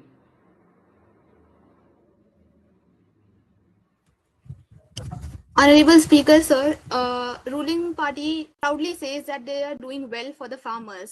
Well, if this is doing well, I shudder to think or imagine what doing badly would be. My colleague from opposition just stated how dire the situations of farmers are in Maharashtra. And it's not just the state of Maharashtra, it's entire India. The increasing death rate, farmer suicides are still prominent. So I'd like to ask the ruling party what they are doing to help the farmers to tackle the situation. Okay, धन्यवाद. Honorable Minister Aryan, would you like to make a statement? Sir, एक तो मैं सबसे पहले माननीय सदस्य Noel की बात का जवाब देना चाहूँगा। उन्होंने जो कहा कि एयरपोर्ट पे पानी का उपलब्ध नहीं है, तो इसमें मैं ये बताना चाहूँगा कि हर एयरपोर्ट पे पानी की फ्री सुविधा को लागू कर दिया गया है। और जहाँ तक रही अल्कोहल की बात, तो वो सिर्फ इंटरनेशनल सेक्शन, जो कि हमारा अंतर्राष्ट्रीय सेक्शन है, वहाँ पर ही बेची जाती है, क्योंकि वो अंतर्राष्ट्रीय नियमों के अंदर उसको रखा गया है। और जहाँ तक इन्होंने एक और बात बताई कि इनकी बहन दुबई से आ रही थी, तो उन्हें अकोमोडेशन नहीं मिला। तो अब मैं आपको बता देता हूँ कि जो उड़ान स्कीम थी वह अंतर्राज्यीय उड़ानों के लिए थी, ना कि अंतर्राष्ट्रीय उड़ानों के लिए। तो पहले तो आपका सवाल ही थोड़ा बेबुनियाद लगा मुझे। दूसरा, मैं प्राची जी की बात का जवाब देना चाहूँगा। अग्निवीर स्कीम के मैं जानता हूँ उसमें कुछ खामियां जरूर हैं, पर हमारा इसमें लाने का कई कारण थे। सबसे पहले तो ये कारण था कि भारतीय सेना की जो औसत आयु है उसको हम नीचे 24 से 26 साल तक लेकर आए, ताकि चुस्त नौजवानों की इसमें भर्ती हो सके। इसके अलावा कई अट्रैक्टिव फाइनेंशियल पैकेजेस भी उन्हें दिए गए हैं, जैसे 4 साल की सेवा के बाद हर अग्निवीर को 12 लाख का सेवा निधि पैकेज दिया जा रहा है, जो इनकम टैक्स से बिल्कुल फ्री है। पहले साल से उनका वेतन 4.5 लाख, मंत्री जी शॉर्ट में रखिए, शॉर्ट में। हाँ, 4.5 लाख से शुरू होकर अराउंड 6 लाख तक पहुंच जाएगा। ड्यूटी के दौरान, अगर शहादत के दौरान उनके परिवार को 1 करोड़ से अधिक की वित्तीय सहायता और नौकरी भी दी जाएगी। इसके बाद मैं माननीय सदस्य श्रेया ने जो पॉइंट उठाया उसका जवाब देना चाहूंगा कि जो किसानों की जो स्कीम लाई गई है महाराष्ट्र के अंदर, उसके बारे में मैं अभी मेरे पास सही जानकारी नहीं है, तो मैं उस कोई गलत स्टेटमेंट नहीं देना चाहूंगा। जबकि मैं आपको बता देना चाहता हूँ कि 2020 के बाद से अराउंड 60% किसानों की आय में वृद्धि जरूर हुई है।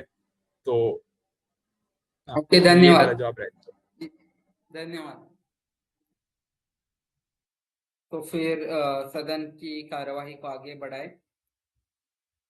मैं अभी आग्रह करता हूँ कि माननीय सदस्य अकिरी वसुभद्रा साय अपनी बात सदन के समक्ष। Sir, am I audible? Yes. Honorable Speaker, let's start on a light note. Imagine a scenario. एक आदमी अपने स्नैपचैट स्ट्रीक मेंटेन करने के चक्कर में एक खूबसूरत नज़ारे के सामने एक ब्रिज पर जाता है, फोटो खींचता है और अपलोड करने ही वाला है, सडनली गिर जाता है। फोटो अपलोड करने के लिए सिग्नल या मोबाइल डेटा नहीं, खुद वो ब्रिज जिस पर वो खड़ा रहता है हम स्मार्ट सिटीज और वर्ल्ड क्लास डेवलपमेंट की बात करते हैं, bullet trains and becoming a global super power, लेकिन सिर्फ आसमान से तारे तोड़ने के सपने दिखाने से डेवलपमेंट नहीं होता है। Bridges collapse, roads flood just, कभी कभी तो रिपेयर से पहले ही खत्म हो जाते हैं। A developed nation is not built only through fancy inaugurations and limelight ribbon cuttings. It is built when citizens can trust that infrastructure around them safe and durable.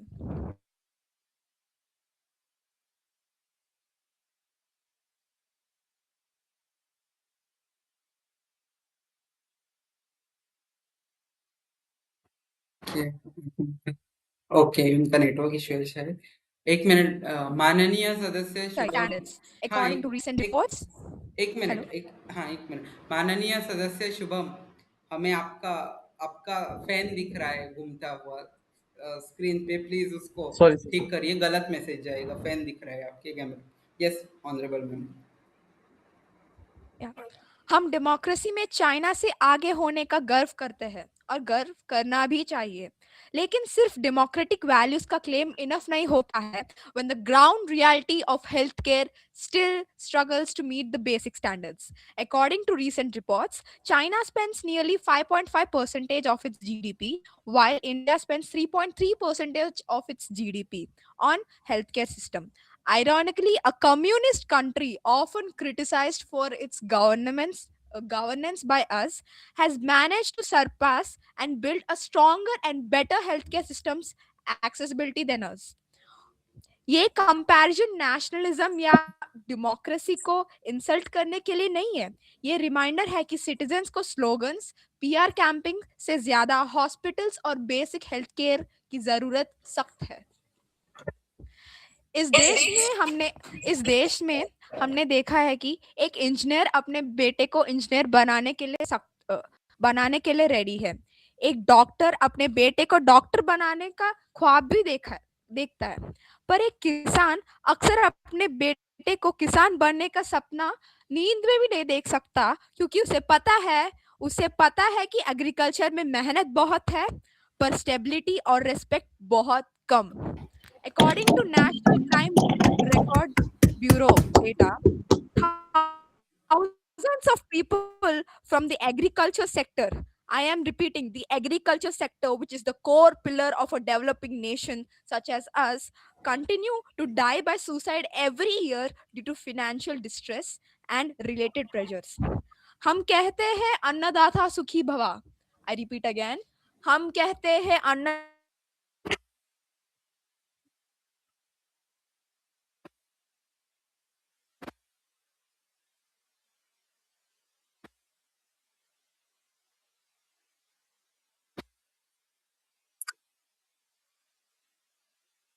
Okay, network issue है I guess. Hello जी आप short Hello? में conclude करिए जी।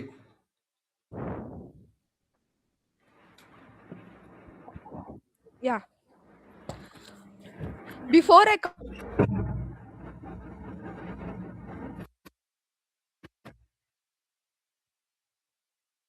conclude, let leading this argument. The meaning of Viksit means bloom, a flourishing Bharat 2047. But sir, भविष्य का सपना देखने से पहले प्रेजेंट का भी तो देखना पड़ेगा। जब फार्मर्स डिस्ट्रेस में है, जब इंफ्रास्ट्रक्चर टूट जा रहा है, जब स्टार्टअप स्ट्रगल कर रहे हैं, तब सिर्फ स्लोगन्स से डेवलपमेंट नहीं होता है। आसमान से तारे तोड़ना का सपना अच्छा है, लेकिन जमीन मजबूत उससे भी ज्यादा जरूरी है।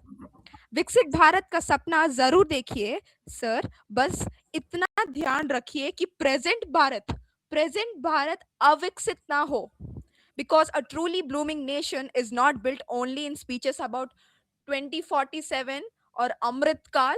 It is built in the everyday reality of its people today, now. Thank you. धन्यवाद माननीय सदस्य। माननीय मंत्री शालू Mishra.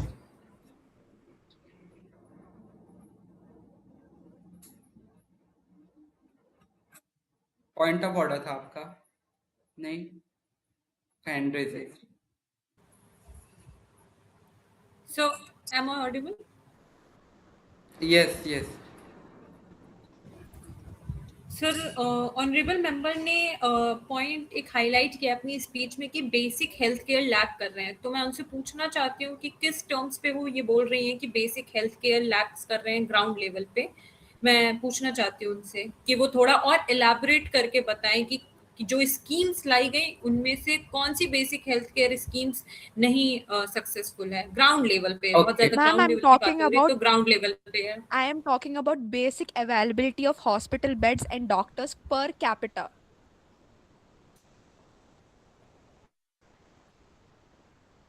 Okay, done. No, Clarification. there is a बोलिए. no, they, no, there is a problem. As per population, we have very less doctors, and even we have very less qualified, well-known doctors, especially in the field of neurology.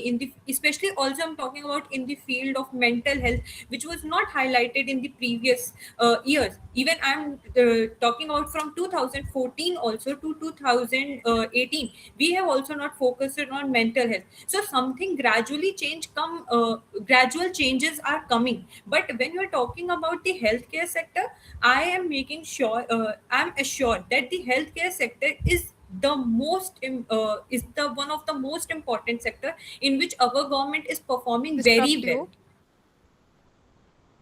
Ma'am, I'm sorry to disrupt you, but let's imagine, I'm not hoping it to be a real one, but let's imagine you have a health problem right now. Will you be daring enough to go to a village hospital, not a metropolitan city wala hospital like Mumbai and Delhi? Will you be willing to go to a village hospital without using your MLA privileges like government security or informing the local officers? Will you be willing to go as a local citizen? Can you give a Honorable guarantee that basic Honorable infrastructure Speaker, and sir. medicines will be Honorable provided to you without Honorable any Okay, political 1 minute, 1 influence? minute, ma'am. Honorable Do Speaker, you sir, अभी I तो would बोल like रहे हो parent, to सदन do के you highlight. have लिए the guts Subhadra to से go to आप a हैं. Yes, village I have. right now I am without वो from using a your बोल रही है I MLA am वो privileges? I'm I'm from a so tier sorry, ma'am. I don't think no, so. I No, am no, from वो a tier उनको third बोलिए because city. you Hypocrisy are I not is am zero from addressing a the chair. You all are not addressing the chair. constituency ma'am. Pratapgarh, and here is the Ma'am, government hospital is Pratap, performing very well. You I'm all In the not address class the talking 12, chair. about the माननीय towns, in the ma'am. सदस्य, I'm class you are 12 talking in taking about the basic 2019, I have a rural burn villages issues, address slash the but at chair, the same address, moment I address, go to the address basic the chair. emergency transport. hospital and add. I would like to highlight, Honorable Speaker, sir, at the minimum cost, like almost zero cost, they have treated my handborne issues. Not just that, they have Ma'am, given me emergency medicines. ma'am, I'm They have talking given about me basic they rural have villages of India, Okay, one which lack even. एक एक करके एक एक करके.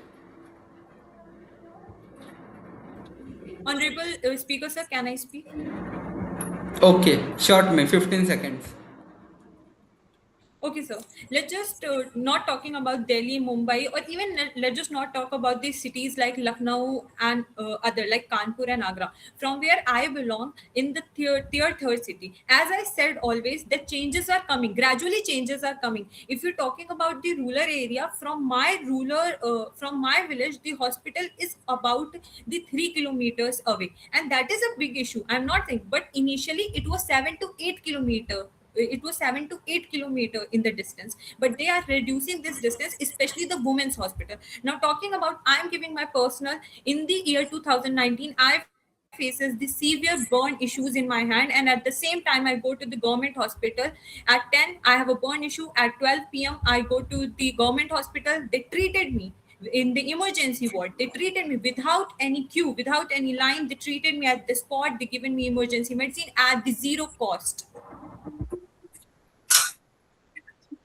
And recently my grandmother, because of some issues, has visited the government hospital.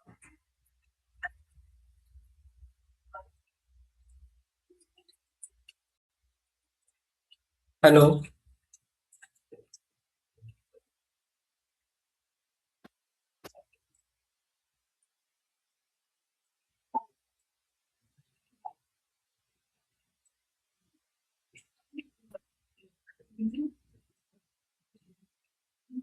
And I'm definitely sure we will do better in the health sector. Okay, धन्यवाद. सदन की कार्यवाही को अब हम आगे बढ़ाएंगे. मैं अभी आग्रह करता हूं कि माननीय सदस्य वृंदा अपनी बात सदन के समक्ष रखें. 3 minute.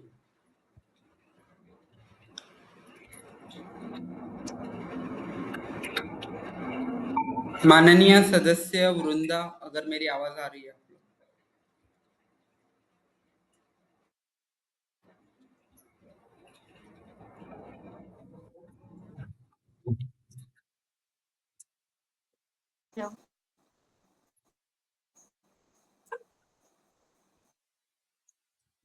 Hello, sir. Am I audible? Yes, you are. Hello. Am I audible? Yes, Yeah. you are.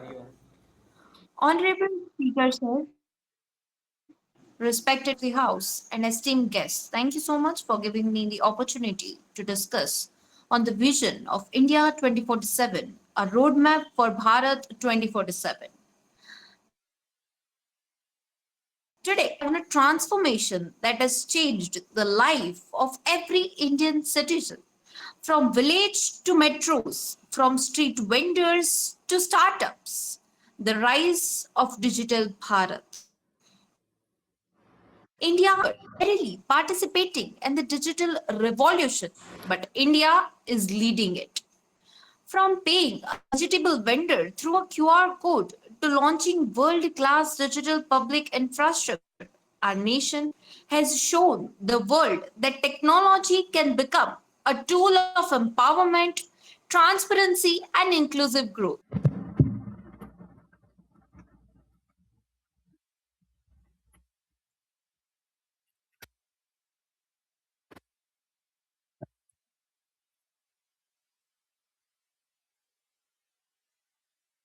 UPI processed nearly 22,000 crore transactions, and India today accounts for almost half of the world's real time digital payments.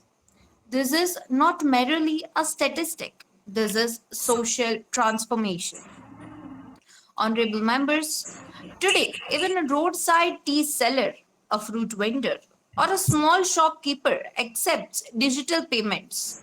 Technology is no longer limited to the rich or urban class, it has reached the common citizen.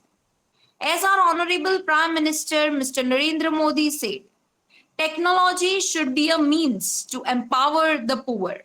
And indeed, Digital India has empowered millions. Through the visionary campaign of Digital India launched in 2015, governance has become faster, cleaner, and more transparent. Schemes like Digital India Mission, Startup India, Make in India, BharatNet, PM Vani, DigiLocker, Ayushman Bharat Digital Mission, and Direct Benefit Transfer have transformed administration and service delivery across the country. Honorable Speaker, one of the biggest achievements of Digital India is the GEM Trinity, Jandan, Aadhaar, and Mobile. Through this system, government benefits now directly reach citizens without middlemen or leakages. Crores of people who were once outside the formal economy are now financially connected and digitally empowered. This is governance with transparency. This is governance with efficiency. Respected members, during the COVID-19 pandemic, India demonstrated the true power of digital infrastructure before the entire world. Through CoWIN platform, India successfully managed one of the world's largest vaccination drives, administering more than 200 crore vaccine doses with digital certificates, scheduling, and real-time tracking. The world watched India not as a follower, but as a leader at that time. Honorable members, India today has become the third largest startup ecosystem in the world with more than 1.5 lakh startups and over 100 unicorns. Young Indians are building AI technologies, fintech platforms, health tech systems, defense innovations, and global digital solutions.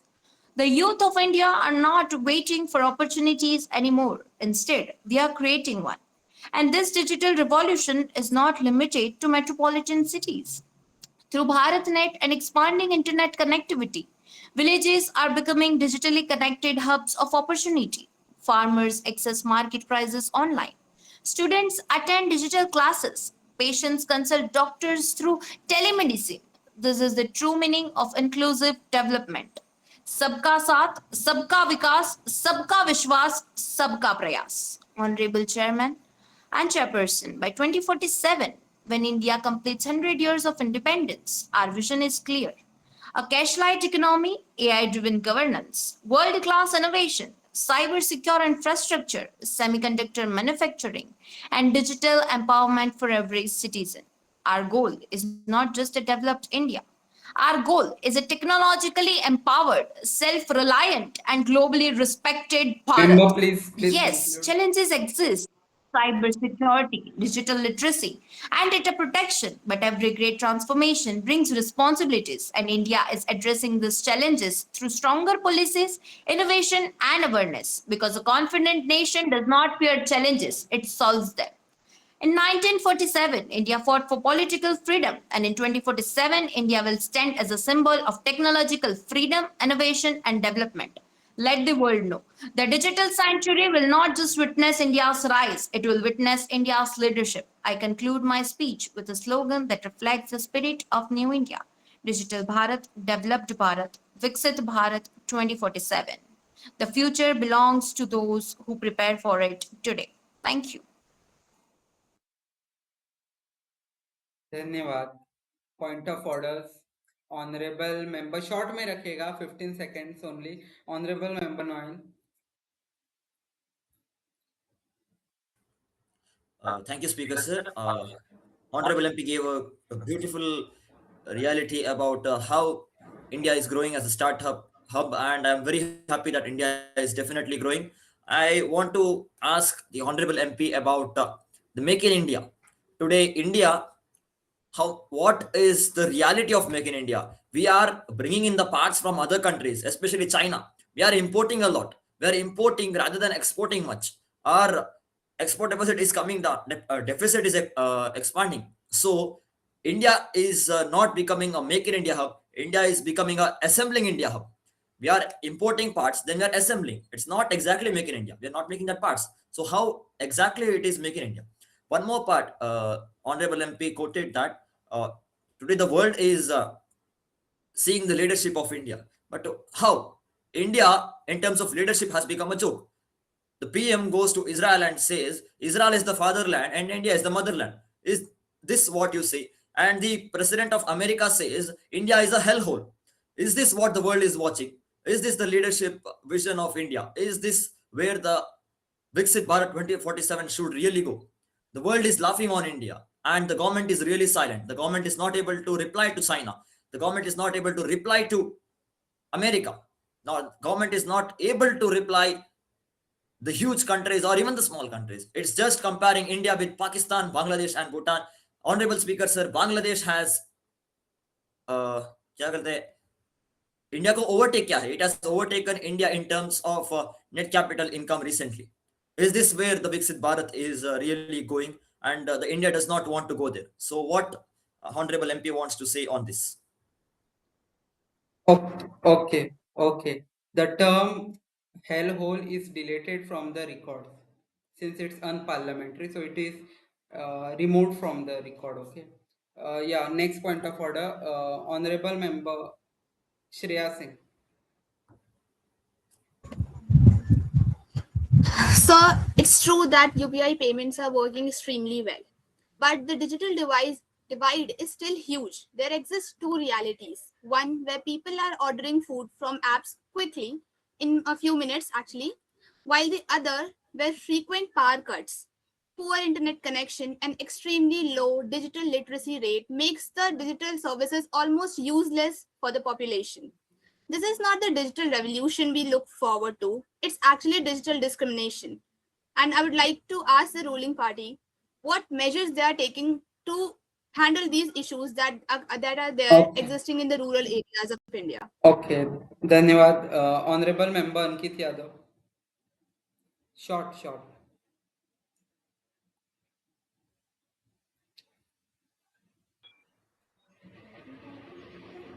धन्यवाद.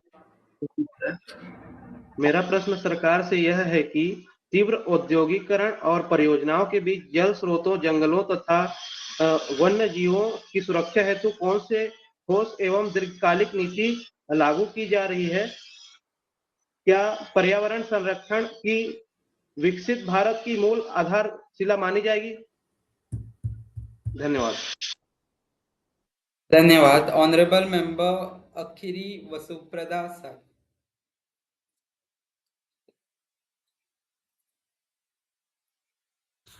Honorable Speaker, the government speaks about semiconductor manufacturing.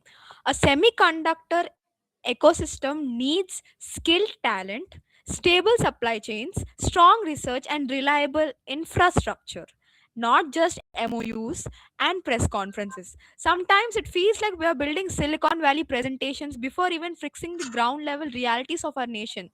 And while we talk about world class infrastructure, citizens still witness bridge collapses, flooded roads, and delayed public projects.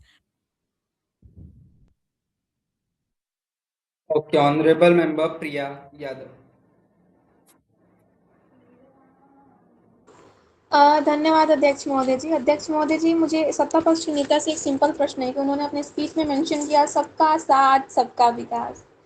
महोदय, आप किस विकास की बात कर रही हैं जब बिहार के 2 युवक दिल्ली में जाते हैं अर्निंग करने और वहाँ पे मात्र गोली मार दी जाती है कि जब पुलिस मेंबर पूछते हैं कि कहाँ से और वो बोलते हैं बिहार से, उस बेस पे उनको गोली मार दी जाती है।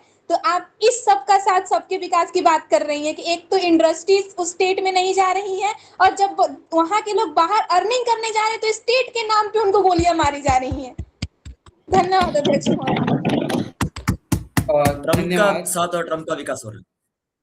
Last statement, Vrunda, final statement. Thank you so much sir for giving me the opportunity to address. मैं कुछ पॉइंट्स को एड्रेस करना चाहूंगी सर। सबसे पहले तो जो भी हमारे सारे ऑनरेबल मेंबर्स ने बोला, आप सबके पॉइंट्स बहुत वैलिड है और इन सभी का मैं अपने मुद्दों से जवाब देती हूँ। सबसे पहले तो मेक इन इंडिया और स्टार्टअप इंडिया की बात हुई थी, तो वहां पे सर जो एक सिंपल सी चीज है, अगर आपको कुछ बनाने में 100 रुपए लग रहे हैं और आप वो 80 से बाहर लेके आ सकते हो, तो सबसे पहले हमें खुद को इक्विप करना है और उसके बाद में आगे बढ़ना है। हम इस तरीके से आगे नहीं चल सकते कि हम सब कुछ खुद से ही बनाएंगे। So to get equipped first we need to complete the baseline, और हम उसी पर काम कर रहे हैं, इसीलिए हमारी स्कीम्स आई है। मैं बताना चाहूंगी माननीय विपक्ष के सभी नेताओं को कि हमारे इस स्कीम के तहत आज यूनिवर्सिटीज में, मेरी खुद की यूनिवर्सिटी में ये चल रहा है, हर डिपार्टमेंट से हर साल कम से कम 3 से 5 बच्चे जाते हैं अपने प्रोजेक्ट को लेके, और इन स्कीम्स के तहत उनको फंडिंग मिलती है, प्रॉपर गाइडेंस मिलती है और प्रोफेसर्स भी अलॉट होते हैं जिनसे इन्हें आगे बढ़ाया जा सके सर। तो ये बात तो कंप्लीटली गलत है कि हम मेक इन इंडिया की तरफ आगे नहीं बढ़ पा रहे। जी हाँ, इम्प्लीमेंटेशन फ्लॉज होंगे, उससे मैं नकार नहीं कर रही, बट इसका ये मतलब नहीं है कि हम बाहर से ला रहे हैं वो गलत है। कभी कभी हमें फाइनेंस भी देख लेना चाहिए। दूसरा मुद्दा मैं उठाना चाहूंगी रिलेटेड टू कितनी अप्रोचेबिलिटी है रूरल एरियाज में। तो हमारे पास में ऐसे कई प्रोजेक्ट्स है, जैसे कि side project, Bharat net project, Jhabua project. ये सारे प्रोजेक्ट्स क्या है? ये सारे प्रोजेक्ट्स है जो छोटे छोटे रूरल एरियाज को, रिमोट एरियाज को एक साथ जोड़ते हैं। हमारे देश में 6 लाख से अधिक गांव है और हर जगह पे आज हम पहुंचने की अधिक से अधिक कोशिश कर रहे हैं, अधिक से अधिक प्रयास हो रहा है ताकि छोटे से छोटी जगह पर भी जा सके, और ऐसे छोटे छोटे गांवों को संकलित करके उनके लिए ही कुछ अच्छा करने के लिए हमारे पास में ऐसे प्रोजेक्ट्स भी लाए जा रहे हैं। और आज के टाइम में मेजॉरिटी ऑफ द विलेजेस में भी नेटवर्क अवेलेबिलिटी अब मिल जाती है। हर कोई आज आप देख लो सोशल मीडिया पे, फेसबुक, इंस्टाग्राम अवेलेबल ही होता है।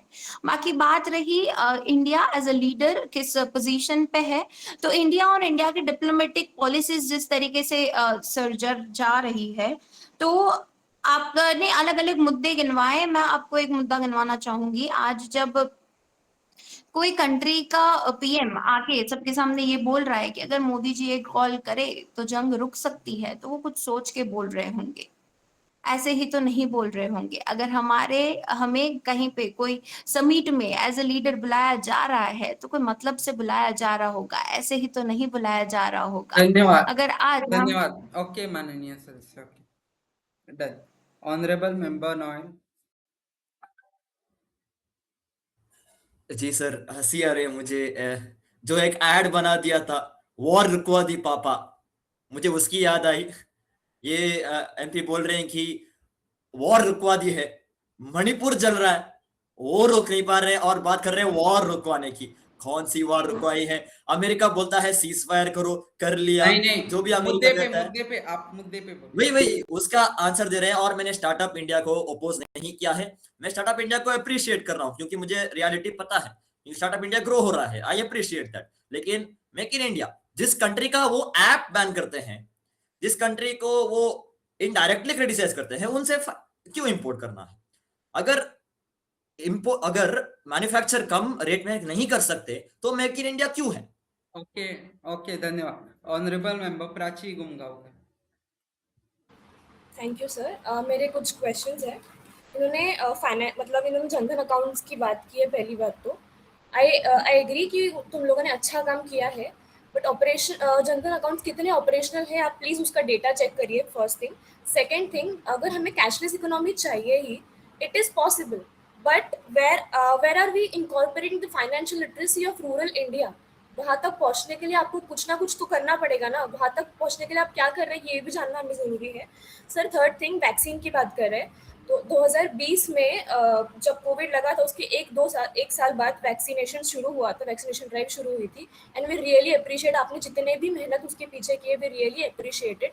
बट सर अभी 5 साल बाद ऐसा र्यूमर फैलाया गया है सोशल मीडिया पे कि जिन्होंने 2 डोजेज ऑफ वैक्सीन ली है, कोई भी वैक्सीन हो, दोनों में से कोई भी वैक्सीन हो, they have threat of health issue. तो प्लीज़ मैं चाहती हूँ कि गवर्नमेंट इस पे ध्यान दे, ये बहुत ज़्यादा सीरियस है, क्योंकि लोगों ने वैक्सीनेशन ड्राइव में जो पार्ट लिया है, it is because of the trust they have put in your government. I really hope the government will look after that issue. And fourth thing ma'am, you have said कि sir last sir please, so fourth thing you have said कि call करने पे मतलब PMG को call करना चाहिए, right? आपने वो जो कोट किया था सर, फिर ऐसी बात है तो फिर हम लोग यूएसए के पीछे पीछे क्यों जा रहे हैं? हम अपने भी तो कोई डिप्लोमेसी बना सकते हैं। आई होप उस पे इंडिया काम कर रही है। धन्यवाद माननीय सदस्य। Last final remark honourable member Aryan और ऑनरेबल मेंबर अभय शर्मा, उसके बाद और कोई और आयुषी घोष, क्योंकि उन्होंने पहले उठाया था पॉइंट ऑफ ऑर्डर, सो उसके बाद और कोई काउंटर्स नहीं। Honourable member Abhay Sharma. धन्यवाद सर। सर अभी एमपी ने कहा कि हम क्यों एक ही कंट्री से एक्सपोर्ट कर रहे हैं। मैं उन्हें साफ शब्दों में बता देना चाहती हूँ कि अंतर्राष्ट्रीय संबंध में कोई भी देश हमारा स्थायी शत्रु या मित्र नहीं होता। हम हमेशा अपना राष्ट्र हित देखते हैं, जहाँ हमें राष्ट्र हित सर्वोपरि लगेगा हम वहां से वो चीजें करते हैं। ओके धन्यवाद। Honourable member Aryan, short 10 seconds. Sir जो मैं माननीय सदस्य नोएल ने जो बात उठाई उसका जवाब देना चाहूंगा। एक तो जो मणिपुर का इन्होंने बात उठाई, तो मैं बताना चाहता हूँ कि मणिपुर में कई हमने स्कीम्स के बाद लॉन्च की और उसके बाद हमने सबसे पहले तो वहाँ की सरकार बन करके राष्ट्रीय शासन भी लगाया गया है। तो वर्तमान में मणिपुर में 60,000 से अधिक सीएपीएफ और सेना के जवान भी तैनात हैं। केंद्र सरकार ने राहत और पुनर्वास के लिए 100 करोड़ से ज्यादा का पैकेज भी जारी किया है और एक जांच आयोग की भी गठन।